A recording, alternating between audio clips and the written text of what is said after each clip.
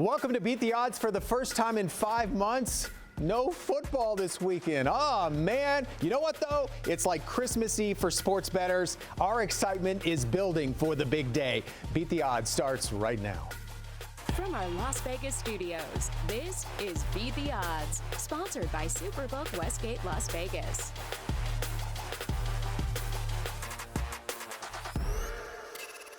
And here we go. Welcome to the show inside our Las Vegas studio. I'm Dave Hall. And I'm Mariah Janos. The 2 weeks between the conference finals and championship Sunday feel like an eternity.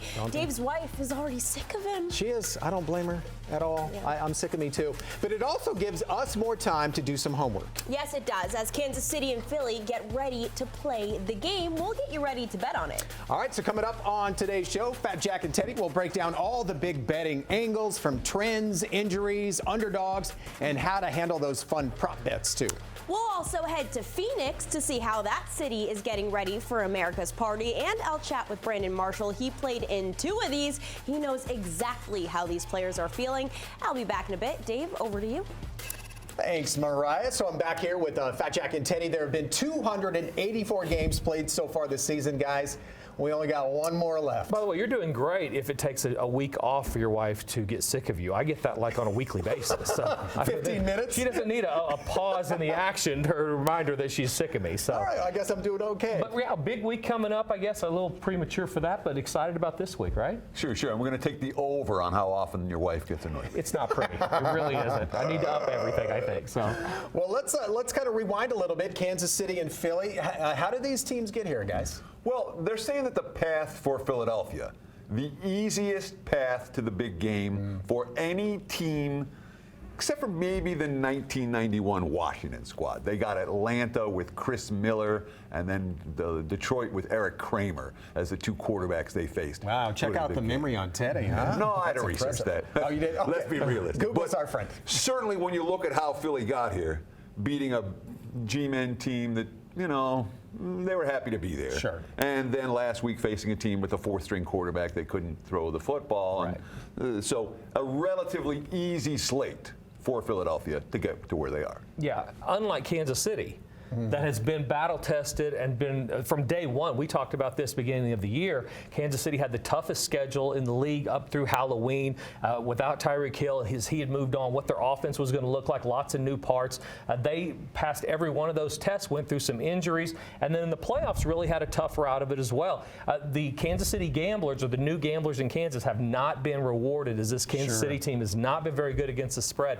But as we get into the playoffs, this is a team that's doing what we expect from them. They were 10-1 preseason, one of the preseason favorites, and they're still, still there playing with 1 game left. Well, as of now, Philly are the favorites. What are some of the early money trends you guys are seeing? Well, so there's some interesting concerns about what the true opener was, because many books offer different prices. In some books, we saw Philadelphia as a favorite. In some books, we saw Kansas City as a favorite. But the early money absolutely poured in on Philly off the opener. And a lot of that was the injury report for Kansas City. The market's very concerned about KC when it comes to injuries. But after that initial deluge of Philadelphia money, the markets have settled down now, and we've seen a little bit of buyback on Kansas City. Yeah. Philly's still the favorite, but they're short favorites. I don't think they got up to a field goal. Yeah, of course, KC lost their top 3 receivers. Exactly, yeah, had a lot of injuries to deal with. It was interesting because the look-ahead lines all had Philly favored, no matter who they were going to play, but then when the numbers first came out from a couple of the houses,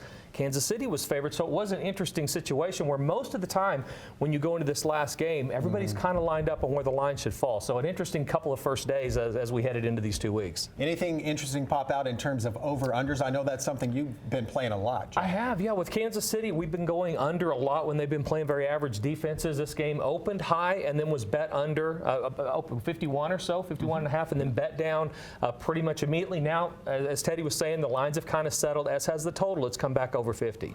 All right, we're going to dive deeper in the next segment, Teddy. I know you got a lot of notes there. So we're going to let you get to it first, though. We got to get to this. Las Vegas sportsbooks, they love these 2 weeks. They're jam-packed. Mariah was over at the Superbook Westgate Las Vegas earlier this week with more for us.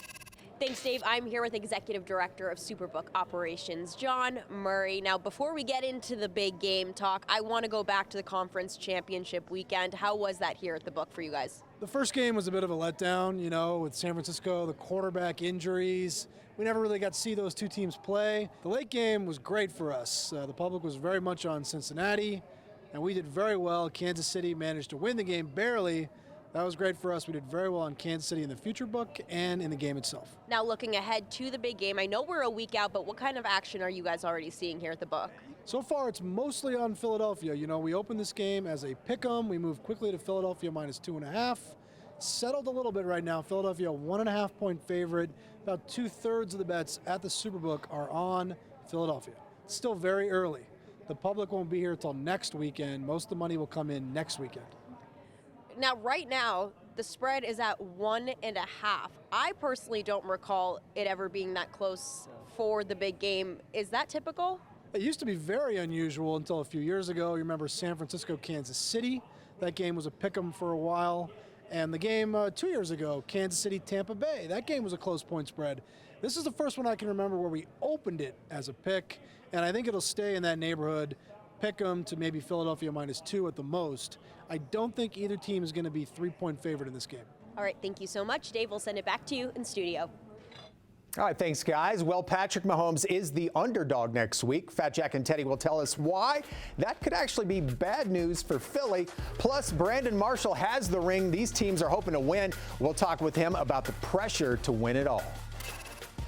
As we take our first break, what is the most ever paid for a big game ad? The answer, $16.8 million by both Google for its Loretta Assistant ad and Amazon's Before Alexa spot. Beat the Odds is sponsored by Superbook Westgate Las Vegas.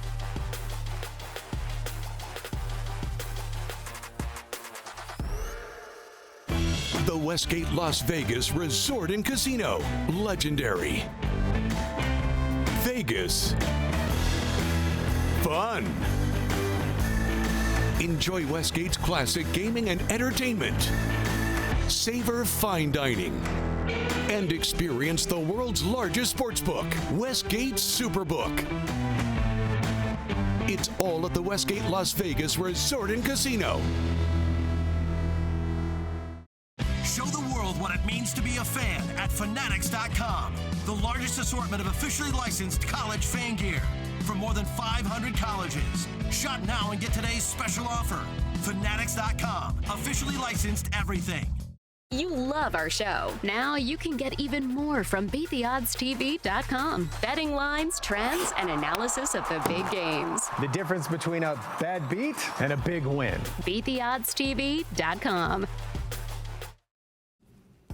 Welcome back to Beat the Odds. How much did a ticket cost to the very first big game? The answer, $12. The cost of a set of seats at this year's game will set you back about $5,000 and around $25,000 for club level premium. Inflation, man.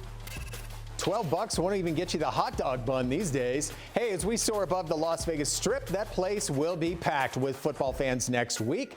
Scan that QR code. It's going to take you to our website. It's a good spot, BeatTheOddsTV.com. Now back with the boys. So as of this taping, and it's likely going to stay this way, Patrick Mahomes is the underdog in this game. And Teddy, you have a really interesting fact about Mahomes and playoff football. 15 previous playoff games for Patrick Mahomes. 15 times he's been the favorite. Not this game. Wow. So that's different. And of course, the dogs have been good in recent big games. 11-4 against the spread the last 15 tries. 15-6 against the spread the last 21 tries. And of course, the straight-up winner, 46-7 against the spread, 3 pushes during that span. So it's okay. Take your dogs on the money line. And probably the most important stat there, that you do have teams that cover most of the time when they win. But to be fair about Kansas City, they're not an underdog very often. So during the course of the year, they didn't make anybody money over the course of the season if you bet them every week. And they're not, when they're an underdog, the last time, I guess, week 6 of the regular season, they lost to Buffalo. So uncharted territory for Mahomes and company. But the luck of the line's so close that it's probably not going to matter either way. Yeah. No, we kind of joked off the top of the show. I guess it's not really a joke. That it's almost like a second Christmas for football fans and sports bettors, right? Legitimately. Yeah. You know, I mean, this is our holiday, flat out. You know, it's our annual holiday. It's Christmas for sports bettors. And important to remember, okay, yes, it's something that we love to do. But we're going to bet with our heads, not over them, during this particular time. It's really important to remember. Yeah, you don't want to go crazy for sure. It's one game, and there's so many different ways to place a bet now that you want to make sure that you're using the same principles that hopefully got you in a good situation leading up to this point, even though there's only one game and you feel like I've got to place a bet on it. Right. Now, I know we're going to talk a lot more about some of the prop bets on next week's show, but you guys had a couple little nuggets just to store away this week. Yeah, first I want to talk total real quick. 55 previous big games, 27 overs, 27 unders, 1 push. That is doing it right long term. When it comes to props, I mean, look, do your homework. Mispriced props is what wise guys live for, flat out. Yeah, there's so many different ways now. With sheets and sheets of prop bets, there are going to be some weaker numbers in there. It's just about finding those. Sure, and casual bettors tend to want to risk a little to make a lot. Pros are much more comfortable risking a lot to win a little. Things like no safety, no overtime, no missed extra point, etc. Betting on the coin toss. Is that a sucker's bet? Because I do it every year and I never win. You got a 50-50 shot. It's step number 3. You might have a gambling problem. All right, but fine. I do it also, so it's okay. All right, thanks, guys. Well, Brandon Marshall brought in his championship ring a while back. We all saw it. There are newborn babies that weigh less than that thing did. Mariah and Brandon join us now. Guys? Thanks, Dave. Yeah, Brandon, you have been in a couple of these games. You've ended up on both sides of it, unfortunately. I'm sorry about that. It's all good. But the preparation is the same. Can you kind of just walk me through what these players are going through right now in this next week leading up to the big game? Well, first of all, they have to manage pressure, because, look, the weight of this game is heavy. So what they need to do is just act like it's just another football game. And I think that's what helped us on the second big game, because we were able to say, you know what, it's just another game. We're going to go out here, we're going to do our thing as we've done all season. Also, what helped us when it came to, game planning or getting our mind ready, managing stress, different things like that. We, Keith Talib brought the defense together, and he said, look, guys, look what Carolina has faced. Look what they've gone against. No defense has been like our defense. So that gave us a little confidence. And when we went to the game, we showed everybody. Now, what do you think the biggest key is to staying focused and being locked into the game in front of you? Look, the week of the big game is huge, right? There's a lot of events going on. There's a lot of things. And initially, a team doesn't have curfew. So our first big game, we didn't have curfew, so we were out in the city in New York City. We were doing too much. TMZ caught us, and they made an article about what we were doing in the city. So the media. Exactly. So what we needed to do was just, instead of worrying about having a good time and attending all the festivities that week, just focus up, lock in. And that's what we did the second big game, which is why the outcome was completely different. Right. It was night and day there. Now, also staying healthy. Health is so important right now, especially for a guy like Patrick Mahomes. How important is that to really make sure that not only physically you're doing okay, but mentally too, getting that sleep and eating right and everything that it takes? Yeah, I mean, look, everything, because look, Patrick Mahomes, he is the guy, right? He is somebody that everybody's looking to, and he can either obviously break the game or make the game. So with his ankle sprain, his high ankle sprain, and it's funny because I had a high ankle sprain going into the big game that when I played, the second time as well. So it was tough. I was still, my ankle injury was lingering for a while. So I believe Patrick Mahomes will be lingering for a little bit, but I'm sure he's doing everything he needs to do, all the treatment, getting all the massage that he needs, and hopefully, we'll see a different Patrick Mahomes. He'll be able to move in and out the pocket against that elite Eagles front. Yeah, for sure, because Chad Henne ain't going to cut it. All right, Dave, we'll send it over to you. All right, thanks, guys. We're heading to Phoenix next to see how that city is getting ready for America's biggest event. Plus, we're handing out some Beat the Odds awards. We are? How fancy of us. Find out who gets them next. And as we take a timeout, the over-under for next week's game is 48.5. And I wondered, what is the highest score ever by just one team in the big game? The answer is 55 by Joe Montana-led San Francisco in 1990. They beat Denver 55-10 that year, and it remains the most lopsided victory in the history of the big one. The Westgate Las Vegas Resort and Casino. Legendary. Vegas. Fun. Enjoy Westgate's classic gaming and entertainment. Savor fine dining. And experience the world's largest sportsbook, Westgate Superbook. It's all at the Westgate Las Vegas Resort and Casino.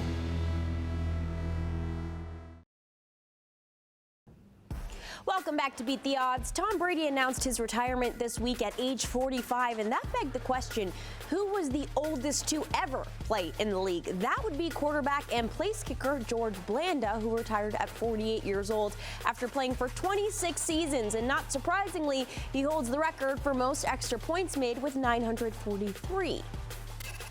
Yeah, there was some talk Tom Brady might soon play his home games there in Allegiant Stadium, but obviously that's not happening now. Enjoy your retirement, TB12. And scan that QR code. It's going to take you to our website, beattheoddstv.com. I'm thinking maybe we should have wore tuxedos for this segment, guys. I don't know if they're that good of rewards, but yeah. We're believing Tom Brady, by the way. We think he's finished? I think so, but anyway. Hey, we're handing out Beat the Odds awards. We don't have a budget for real trophies because we put it all in hair gel for Jack. So you're just going to have to be happy with this. So what are we going to start with, Teddy? Well, we got to talk about the point spread team of the year. And for me, that one's simple. The G-Men, the single best mark against the spread all season. 13-4 in the regular season. They were monsters against the point spread. Yeah, and with Cincinnati being an honorable mention there, they started out 0-2, but then ran off a ton of covers during the course of the year. And what's interesting to note is that it really depends on what state you live in to how that benefited you. New York, a really big gambling state. Ohio just legalized sports wagering, so those benefiting. Some of these other states, not so much. Kansas is new to the market. Illinois, last year, they started, and it really went downhill to start the year. So it depends on where you are in the country to how that benefits you versus the numbers. Okay, our next award, the Point Spread Disaster Team of the Year. Oh, this one's easy. You talked about TB12. It's Tampa Bay. Tampa Bay played 18 games this season. They covered point spreads 4 times. You bet on the Bucks. It was an absolute disaster. Yeah, Kansas City not far behind in that, but it takes that Tampa situation, a figurehead that's a great player that's kind of taken that step down where the general public's still going to show some interest in him for him to underperform the market at a consistent basis, which is what happened in Tampa. All right, our final award, quickly, guys, our disaster game of the year. Oh, there's 2 of them here. I mean, let's see. Indy's +3 at Minnesota. They led 33-0 and they didn't cover the spread. That one stands out. And honorable mention, the Bolts are up 27-0 in Jacksonville in the wild card round.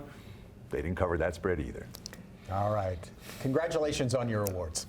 All right, next year, Las Vegas will be hosting this party. Phoenix gets the honor this year. Mariah checked in to see how that city is getting ready for it. It is my pleasure to welcome in Mark McClune. He joins us from Phoenix as the city prepares to host the big game. Mark, I'm sure the chaos has kicked up to level 100 at this point, but what are you seeing around the city thus far? Well, usually the chaos this time of year is reserved for the snowbirds making their way to the Valley of the Sun, clogging up local freeways. It takes a lot longer to get places. And, yeah, the chaos on the freeways, but that will get kicked up as the eyes of the sports world, really the eyes of the world on the Valley of the Sun. So many people will be in town for the big game, and we really think that it's going to be bigger and better than ever.